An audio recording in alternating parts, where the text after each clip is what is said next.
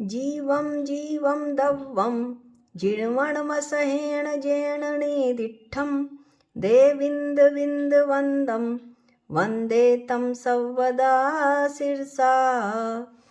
द्रव्य संग्रह ग्रंथ का हम अध्ययन कर रहे हैं और उसके पहले अधिकार का अध्ययन करते हुए, जिसमें कि 27 गाथाएं हैं, हमने जीव, पुद्गल, धर्म, अधर्म, आकाश के स्वरूप का वर्णन कर लिया था। आज हम काल द्रव्य के स्वरूप का वर्णन करते हैं और गाथा नंबर 21 और गाथा नंबर 22 का अध्ययन करते हैं।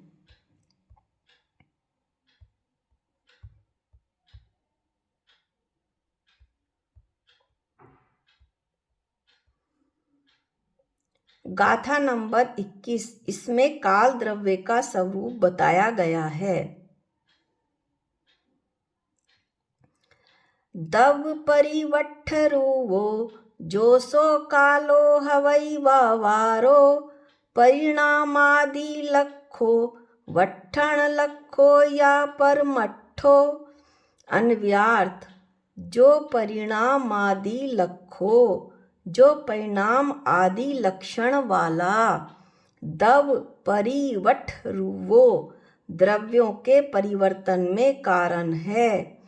सो व्यवहारो कालो हवई वह व्यवहार काल है। यह और वट्टण लखो जिसका वर्तना ही लक्षण है। परमट्ठो वह परमार्थ काल अर्थात निश्चय काल है। भावार्थ यह है कि जो द्रव्य के परिवर्तन में सहायक है, परिणाम आदि लक्षण वाला है, वह व्यवहार काल है। वर्तना परिणमन में हेतुपना, निमित्त होना जिसका लक्षण है, वह निश्चय काल है। अब हम जरा और इसका खुलासा करते हैं।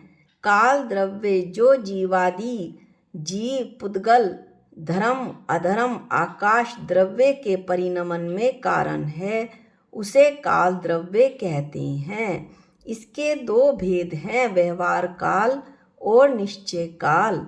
व्यवहार काल, व्यवहार में मिनट, घंटा, दिन, सप्ताह, महीना, वर्ष आदि ये व्यवहार काल हैं।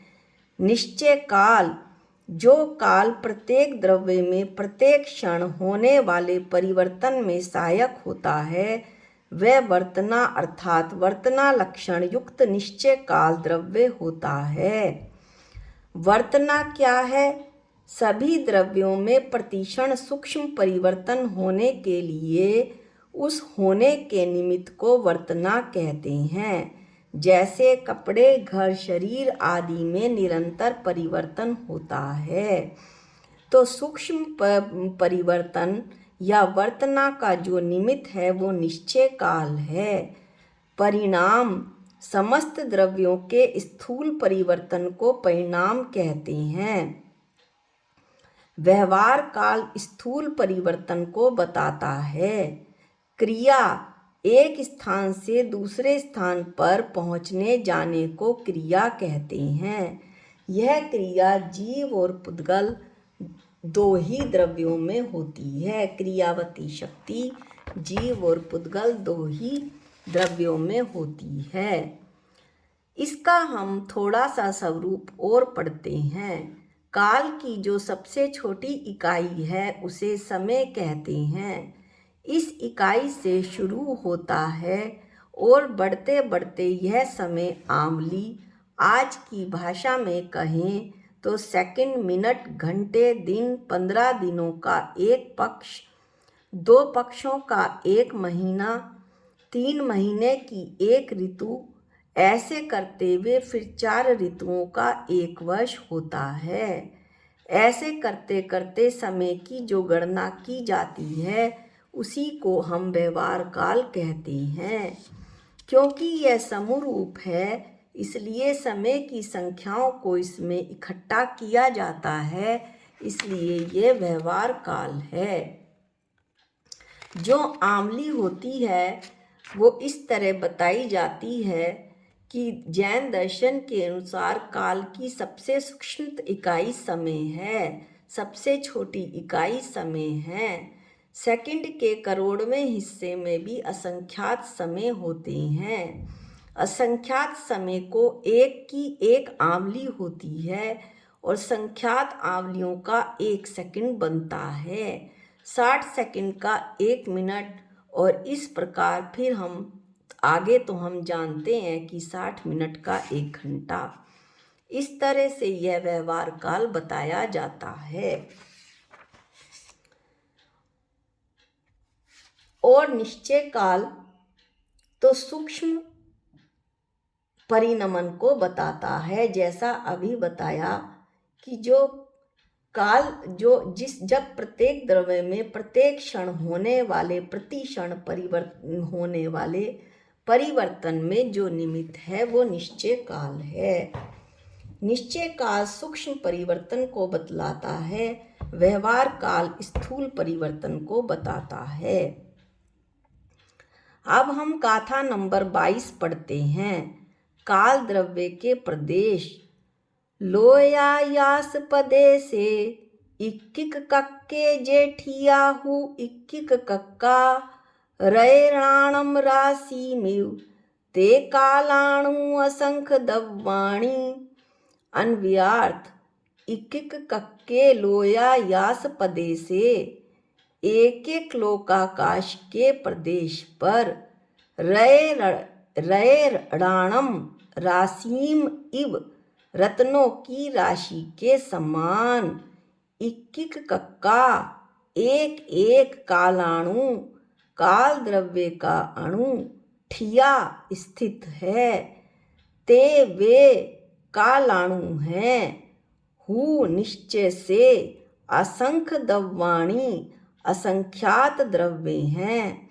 भावार्थ ये है कि लोकाकाश के जितने प्रदेश हैं उन एक एक प्रदेश पर रत्नों की राशि की तरह कालाणु अलग अलग स्थित हैं।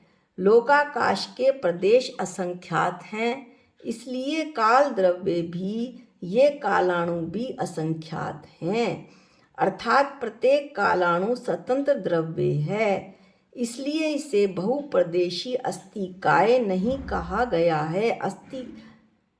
अस्थि तो ये है परंतु काय नहीं है, इसकी चर्चा हम आगे पढ़ेंगे। काय वो है जो कि एक से ज़्यादा प्रदेश वाला द्रव्य होता है। काल का अस्तित्व तो है परंतु बहुप्रदेशी नहीं होता है। ये जो बात है इसका पूर्ण रूप से वर्णन अगली गाथा 23 में किया जाएगा। यहाँ हम पढ़ते हैं कालाणु। काल द्रव्य एक प्रदेशी है अथवा परमाणु मात्र जितना ही है। परमाणु से समानता रखने के कारण इसे कालाणु कहते हैं। इस तरह से हमने आज काल द्रव्य के स्वरूप का वर्णन किया। गाथा 23 में हम द्रव्य और अस्थिकाय के भेदों का वर्णन करेंगे कि कैसे काल द्रव्य को छोड़कर अन्य शेष सभी 5 द्रव्य अस्थिकाय हैं और काल द्रव्य जो है वो अस्थिकाय में नहीं लिया जाता क्योंकि वो एक प्रदेशी होता है।